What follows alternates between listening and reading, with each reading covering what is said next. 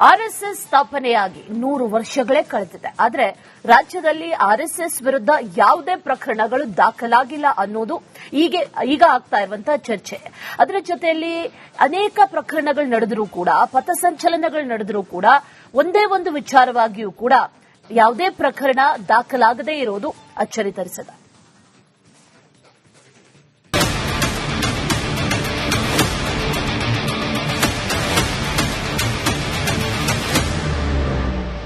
RSS ಅಂದ್ರೆ ವೈಚಾರಿಕವಾಗಿ ವಿರೋಧ ಮಾಡೋ ಅನೇಕರನ್ನ ನೋಡಿದ್ದೇವೆ.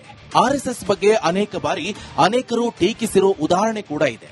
ಆದರೆ ಆರ್ಎಸ್ಎಸ್ ವಿರುದ್ಧ ಯಾವುದೇ ದೂರುಗಳು ದಾಖಲಾಗಿಲ್ಲ ಅನ್ನೋದು ಕುತೂಹಲ ವಿಚಾರ.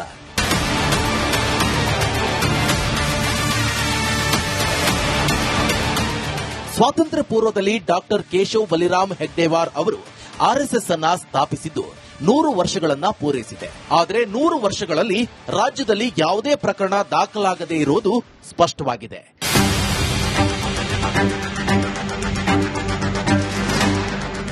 ರಾಜ್ಯದಲ್ಲಿ ಗಣೇಶನ ಮೆರವಣಿಗೆ, ಶಿವಾಜಿ ಮೆರವಣಿಗೆ, ದುರ್ಗೆ ಮೆರವಣಿಗೆ ಅಂತ ಅನೇಕ ಮೆರವಣಿಗೆ ನಡೆಯಲಿದ್ದು ಮಂಡ್ಯ, ಮದ್ದೂರು, ಶಿವಮೊಗ್ಗ, ಹುಬ್ಬಳ್ಳಿ ಸೇರಿದಂತೆ ಹಲವೆಡೆ ಗಲಭೆಯಾಗಿ ಕಲ್ಲು ತೂರಾಟದಂತ ಪ್ರಕರಣ ಕೂಡ ನಡೆದಿದೆ. ಇಂತಹ ಅನೇಕ ಪ್ರಕರಣಗಳು ದಾಖಲಾಗಿದ್ದು ಘಟನೆಗೆ ಸಂಬಂಧಿಸಿದಂತೆ ದೊಡ್ಡ ಗಲಭೆಯಾಗಿ ಪ್ರಕ್ಷುಬ್ಧ ವಾತಾವರಣ ನಿರ್ಮಾಣವಾಗಿ ಎಫ್ಐಆರ್ ಕೂಡ ಆಗಿವೆ. ಇದೆಲ್ಲದರ ನಡುವೆ ಪ್ರತಿ ವರ್ಷ ವಿಜಯದಶಮಿಯಂದು ಆರ್ಎಸ್ಎಸ್ ಪಥಸಂಚಲನ ನಡೆಸಲಿದ್ದು 100 ವರ್ಷಗಳ ಇತಿಹಾಸವಿರೋ ಸಂಘ ಪರಿವಾರ ರಾಜ್ಯದಲ್ಲಿ 513 ಬಾರಿ ಪಥಸಂಚಲನ ನಡೆಸಿದೆ.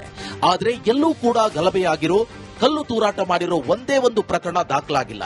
ಸಚಿವ ಪ್ರಿಯಾಂಕ್ ಖರ್ಗೆ ಅವರ ಕ್ಷೇತ್ರ ಚಿತ್ತಾಪುರದಲ್ಲಿ ಪಥಸಂಚಲನ ಮಾಡಲು ಅವಕಾಶ ನಿರಾಕರಿಸಿದ್ರಿಂದ ಕೋರ್ಟ್ ಮೊರೆ ಹೋಗಿ ಅನುಮತಿ ಪಡೆದು ಪಥಸಂಚಲನ ಮಾಡಲಾಯಿತು. ಅದನ್ನು ಹೊರತುಪಡಿಸಿದ್ರೆ ಯಾವುದೇ ಘಟನೆಗಳು ನಡೆದಿಲ್ಲ. ನೀವೇ ಹೇಳ್ತೀರಿ ಯಾವತ್ತೂ ಕಾನೂನು ಬಾಹಿರವಾದ ಚಟುವಟಿಕೆಯನ್ನ ಅದು ಮಾಡೇ ಇಲ್ಲ ಅಂತ. ಮತ್ತೆ ಹಿಂದ್ಗಡೆಯಿಂದ ಮಾಡ್ತಿರೋದೇನು ಅಂದ್ರೆ, ನೀವು ಕೇವಲ ಚಪಲಕ್ಕೆ ನಿಮ್ಮ ಈ ಪ್ರಚಾರಕ್ಕಾಗಿ ಪತ್ರಿಕೆಗಳಲ್ಲಿ ಹೆಡ್ಲೈನ್ ಬರಲಿ ಅಂತ ಏನೋ ಜನರ ನಿಮ್ಮನ್ನ ಬಹಳ ದೊಡ್ಡ ಹೋರಾಟ ಮಾಡಿದವ್, ನಿಮ್ಮ ಇಡೀ ಜೀವನದಲ್ಲಿ ನೀವು ಒಂದು ದಿನ ಹೋರಾಟ ಮಾಡಿದವರೇ ಅಲ್ಲ. ಎಲ್ಲಾದ್ರೂ ನಿಮ್ಮ ಇಡೀ ಕುಟುಂಬ ಒಂದೇ ಒಂದು ದಲಿತರ ಪರವಾಗಿ ಆಗ್ಲಿ, ರೈತರ ಪರವಾಗಿ ಆಗ್ಲಿ, ಮಹಿಳೆಯರ ಪರವಾಗಿ ಆಗ್ಲಿ, ಯುವಕರ ಪರವಾಗಿ ಆಗ್ಲಿ, ಯಾವುದೇ ವಿಚಾರದಲ್ಲಿ ನೀವೆಲ್ಲಾದ್ರೂ ಒಂದೇ ಒಂದು ಹೋರಾಟ ಮಾಡಿರೋದು ಒಂದೇ ಒಂದು ಫೋಟೋ ತೋರಿಸ್ಬಿಡಿ ನೋಡೋಣ. ಬರೀ ಅಧಿಕಾರದಲ್ಲಿದ್ದುಕೊಂಡು ಈ ಸರ್ಕಾರಿ ದುಡ್ಡಲ್ಲೇ ಬೆಳೆದಿರೋ ಒಂದು ಯಾವ್ದಾದ್ರೂ ಕುಟುಂಬ ಇದ್ರೆ ಅದು ನಿಮ್ಮದು. ಆದ್ರೆ ಇಲ್ಲದನ್ನೆಲ್ಲ ಮೈ ಮೇಲೆ ಯಾಕೆ ಎಳ್ಕೊಳ್ತೀರಿ?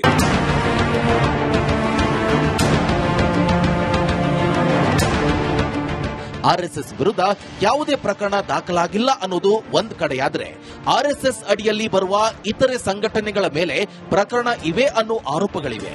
ಇದಕ್ಕೆ ಯಾವ ರೀತಿಯಾದ ಪ್ರತಿಕ್ರಿಯೆ ವ್ಯಕ್ತವಾಗಲಿದೆ ಅನ್ನೋದು ಕಾದು ನೋಡಬೇಕಿದೆ.